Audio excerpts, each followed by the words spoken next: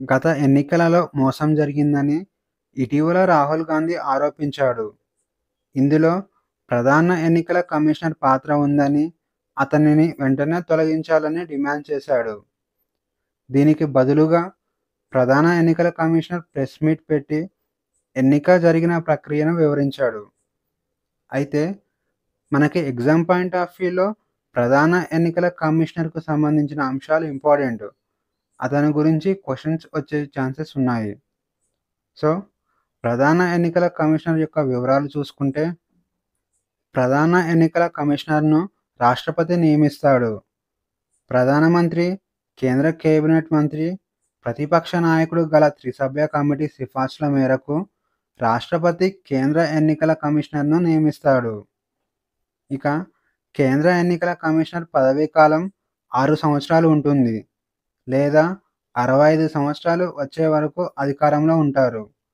ఏది ముందుగా అయిపోతే దానినే పరిగణనలోకి తీసుకుంటారు. ఎన్నికల కమిషనర్లు తమ పదవీ కాలం పూర్తి కాకుండానే రాజీనామా చేయాలంటే తమ రాజీనామా పత్రాన్ని రాష్ట్రపతికి సమర్పించాల్సి ఉంటుంది.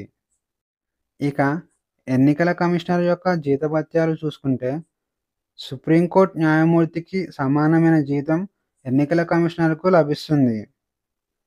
అలాగే కేంద్ర ఎన్నికల కమిషనర్‌ను సుప్రీంకోర్టు న్యాయమూర్తులను తొలగించే పద్ధతిలోనే తొలగిస్తారు. ఎన్నికల కమిషనర్ పదవి నుంచి తొలగించాలంటే అభిశంసన తీర్మానాన్ని పార్లమెంట్‌లో ప్రవేశపెట్టాలి. ఏ సభలోనైనా ప్రవేశపెట్టవచ్చు. అయితే లోక్సభ, రాజ్యసభలు 2/3 వంతు ప్రత్యేక మెజారిటీతో అభిశంస తీర్మానాన్ని ఆమోదిస్తే రాష్ట్రపతి ఎన్నికల కమిషనర్‌ను పదవి నుంచి తొలగిస్తాడు. అయితే ఖచ్చితంగా 2 సభల ఆమోదం తప్పనిసరి. ఒక్క సభ ఆమోదించకపోయినా అభిశంసన తీర్మానం వీగిపోతుంది. సర్వోత్తమ యుద్ధ సేవా పథకాలు 2025 సంవత్సరం ఆపరేషన్ సింధూర్ సందర్భంగా విశిష్ట సేవలందించిన 7 సైనిక నాయకులకు సర్వోత్తమ యుద్ధ సేవా పథకాలు ప్రదానం చేయబడ్డాయి. పహల్గామ్ ఉగ్రదాడి సందర్భంగా 2025 మే 7వ తేదీన ఆపరేషన్ సింధూర్ ప్రారంభమైంది. పాకిస్తాన్ మరియు పాకిస్తాన్ ఆక్రమిత కాశ్మీర్‌లో గల ఉగ్రవాద శిబిరాలను విజయవంతంగా కూల్చివేసింది. అయితే యుద్ధ సమయంలో చేసిన సేవలకు గాను సర్వోత్తమ యుద్ధ సేవా పథకాలు అందిస్తారు.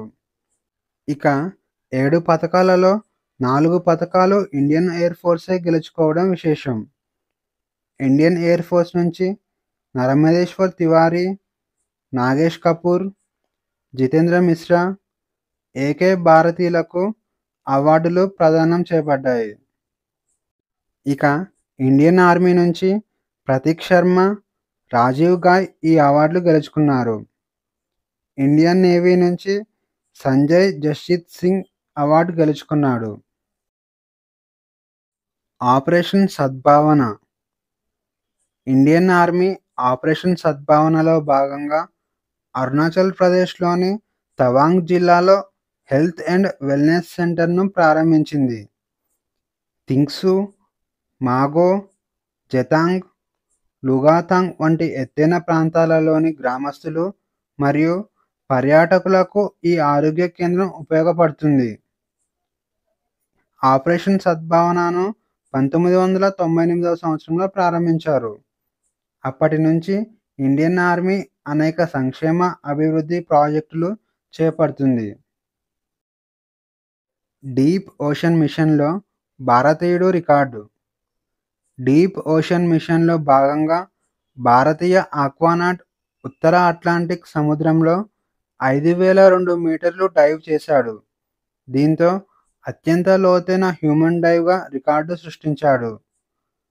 National Institute of Ocean Technology శాస్త్రవేత్త రాజు రమేష్ 4025 మీటర్లు డైవ్ చేయగా, retired Navy commander Jatinder Pal Singh 5002 మీటర్లు డైవ్ చేసి రికార్డు నెలకొల్పాడు. ఫ్రాన్స్ దేశ సహాయంతో సాధించిన ఈ 2 విజయాలు సముద్రయాన్ ప్రాజెక్టులో ఉపయోగపడనున్నాయి. ఇండియాలో తొలి ఇంటెలిజెంట్ స్మార్ట్ విలేజ్.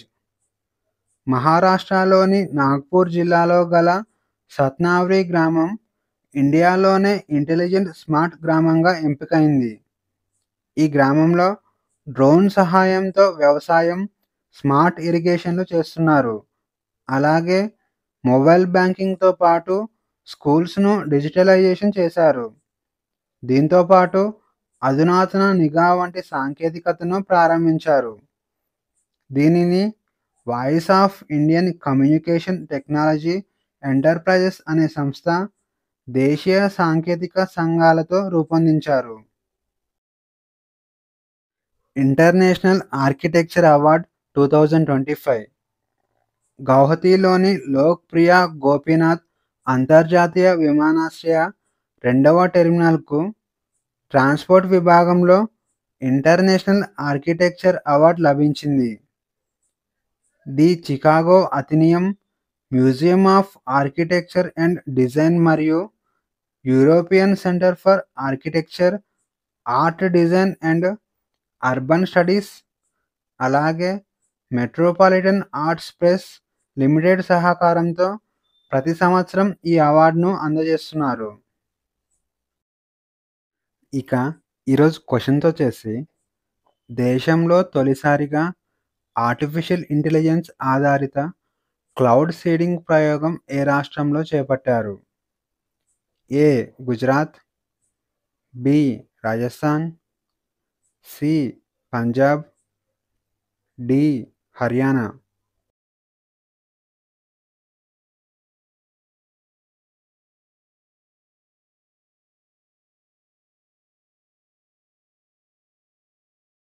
ఆన్సర్ వచ్చేసి ఆప్షన్ బి రాజస్థాన్.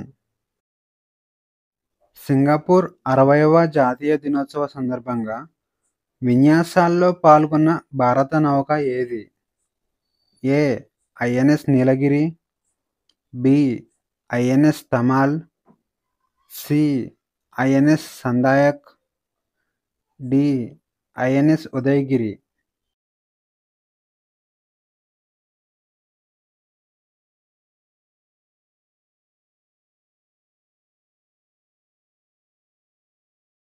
ఆన్సర్ వచ్చేసి ఆప్షన్ సి ఐఎన్ఎస్ సందాయక్. ప్రధానమంత్రి ఈ డ్రైవ్ పథకాన్ని ఎప్పటి వరకు పొడిగించారు? ఏ. 2026 మార్చి 31, బి. 2027 మార్చి 31, సి. 2028 మార్చి 31, డి. 2029 మార్చి 31.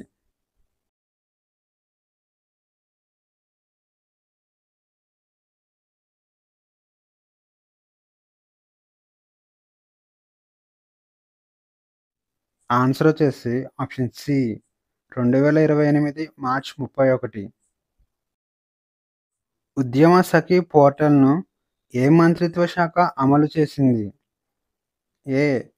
సూక్ష్మ, చిన్న మరియు మధ్య తరహా పరిశ్రమల మంత్రిత్వ శాఖ, బి.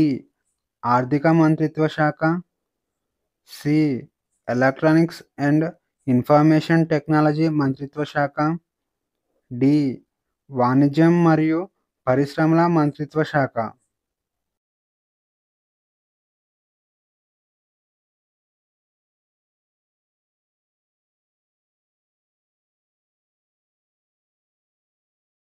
ఆన్సర్ వచ్చేసి ఆప్షన్ ఏ సూక్ష్మ, చిన్న మరియు మధ్య తరహా పరిశ్రమల మంత్రిత్వ శాఖ.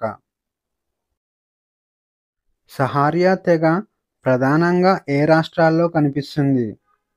ఏ. ఒడిషా, జార్ఖండ్ మరియు బీహార్, బి. తెలంగాణ, ఆంధ్రప్రదేశ్ మరియు మహారాష్ట్ర, సి. కర్ణాటక, కేరళ మరియు తమిళనాడు, డి. మధ్యప్రదేశ్, రాజస్థాన్ మరియు ఉత్తరప్రదేశ్.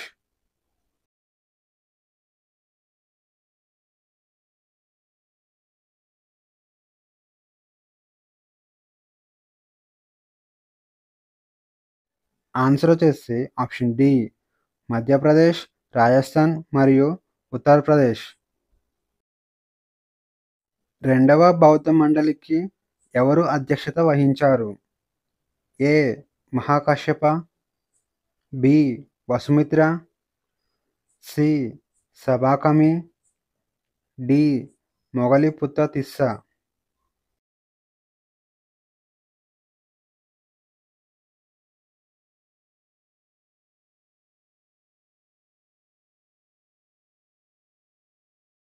ఆన్సర్ వచ్చేసి ఆప్షన్ సి సబాకమి. రెండవ బౌద్ధ మండలి క్రీస్తుపూర్వం 383 సంవత్సరంలో వైశాలిలో జరిగింది. దీనికి సబాకమే అధ్యక్షత వహించాడు. హర్షవర్ధనుడు ఏ ప్రదేశంలో బౌద్ధ ఆశ్రమాన్ని స్థాపించాడు? A. Nalanda, B. Pataliputra, C. Vaishali, D. Nashik.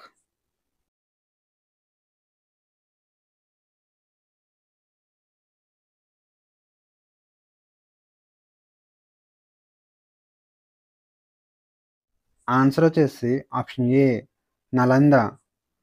హర్షవర్ధనుడు బౌద్ధ మతాన్ని స్వీకరించిన తర్వాత అనేక ఆశ్రమాలకు మరమ్మతులు చేయించాడు.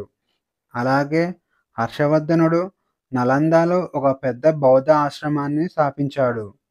ఇది బౌద్ధులకు విద్యా కేంద్రంగా ఉండేది. ఈ ఆశ్రమాన్ని 100 గ్రామాల నుంచి వచ్చిన ఆదాయంతో నిర్మించారు. కవివత్సల అనే బిరుదును ఏ రాజవంశానికి చెందిన రాజు స్వీకరించాడు? ఏ. పుష్యభూపతి వంశం, బి. పల్లవ వంశం, సి. మౌర్య వంశం, డి. శాతవాహనులు.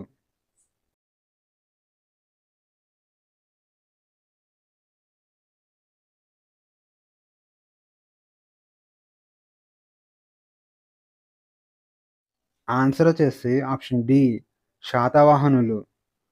కవివత్సల అనే బిరుదు శాతవాహనుల రాజవంశానికి చెందిన రాజు హలుడు స్వీకరించిన బిరుదు. హలుడు రాజుగా ఉంటూనే ప్రాకృతంలో అనేక రచనలు చేశాడు. చోళ రాజవంశంలో చివరి పాలకుడు ఎవరు? ఏ. వీరరాజేంద్ర, బి. ఆది రాజేంద్ర, సి. 1వ కులోత్తుంగ, డి. 1వ పరాంతక.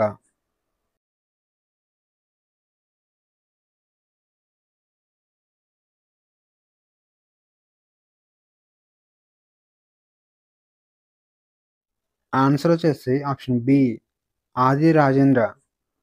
ఆది రాజేంద్ర చోళ రాజవంశానికి చివరి పాలకుడు. ఇతను ప్రజా తిరుగుబాటులో చంపబడ్డాడు.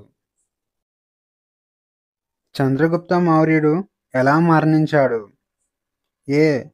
సహజ కారణాలు, బి. సెల్యూసిడ్ మౌర్య యుద్ధంలో మరణించాడు, సి. సల్లేఖనం ద్వారా, డి. బిందుసారుడిచే చంపబడ్డాడు.